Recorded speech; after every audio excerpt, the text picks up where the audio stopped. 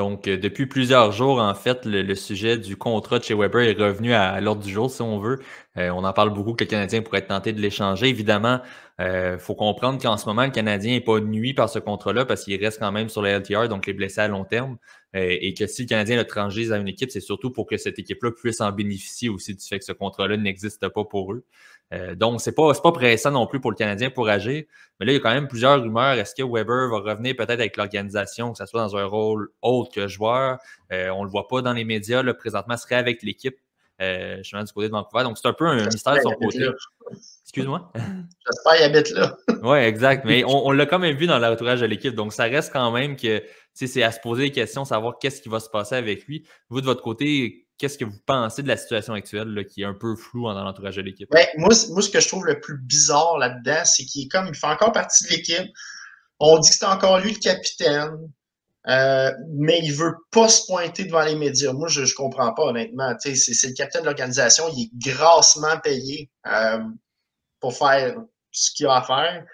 Pas grand-chose en ce moment. Son équipe était dans les... Ben, c'est ça, exactement. Son équipe a été en finale, puis on l'a jamais revu depuis. C'est pas normal. Je dis, moi, je suis déçu, en fait. La moindre des choses, ça serait d'aller devant les médias et de dire, regarde, là, j'en suis là. Pourquoi on le fait pas? Moi, honnêtement, je ne comprends absolument pas. C'est le cycle de capitaine de l'équipe, puis le salaire aussi qui vient avec. Je pense que c'est la moindre des choses qui répondent à certaines questions quand même. Est-ce qu'on pourrait peut-être, dans l'organisation, avoir un peu peur de la façon que ses propos pourraient être interprétés, puis ça pourrait nuire, que ce soit une transaction ou même juste côté de la retraite, parce qu'évidemment, on le sait qu'on nomme pas la retraite dans son cas pour conserver le salaire, si on veut, et ça nuit pas non plus à une autre formation qui est les Prédateurs en ce moment, côté salarial. Est-ce qu'il y a peut-être des craintes même du côté de l'organisation pour ça? Peut-être ça aussi rentre en ligne de compte là aussi. Oui, ben, je pense que c'est une des raisons pourquoi on ne l'a peut-être pas vu nécessairement en entrevue cette saison. Je pense que ça en va du côté de la retraite. Même Jonathan Drouin s'était échappé un peu plus tôt en début de saison. Donc, c'est ça. Moi, ça ne me dérange pas plus qu'il faut qu'en fait, on ne voit pas en entrevue en fait, devant les médias. C'est sûr que ça a été le fun, mettons, en début de saison, faire une rétrospective sur la finale l'année dernière. Parce que là, on commence à être un peu tard, puis il n'est jamais revenu. Donc, tant mieux s'il est dans l'entourage de l'équipe. Mais je pense que, je pense pas qu'on va le revoir sur la patinoire cette année. Puis que l'année prochaine, on risque de nommer un nouveau capitaine. Donc, je pense que moi, ça me dérange pas. C'est ça. Ça a été clair que Hughes était pour nous nommer un nouveau capitaine. Ouais. Mais encore là, justement, un joueur, un capitaine d'équipe qui décide de partir à la retraite avec l'équipe actuelle.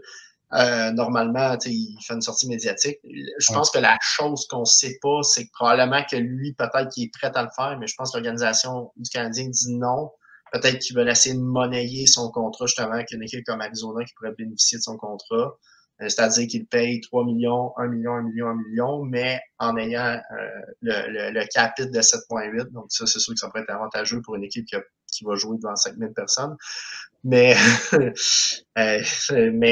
donc c'est peut-être ça, puis aussi peut-être avec même Nashville, s'il prend sa retraite, ça met Nashville dans le trouble, il veut peut-être pas mettre son ancienne équipe dans le trouble. Moi, ça, c'est ce que je pense. Je pense qu'il c'est peut-être ça aussi.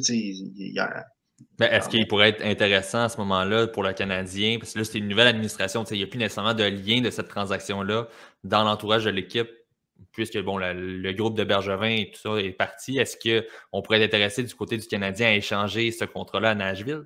On a un peu pas en ce moment l'avantage, on a le gros bout du bâton dans cette circonstance-là. Peut-être que Weber ne veut pas et que le Canadien respecte.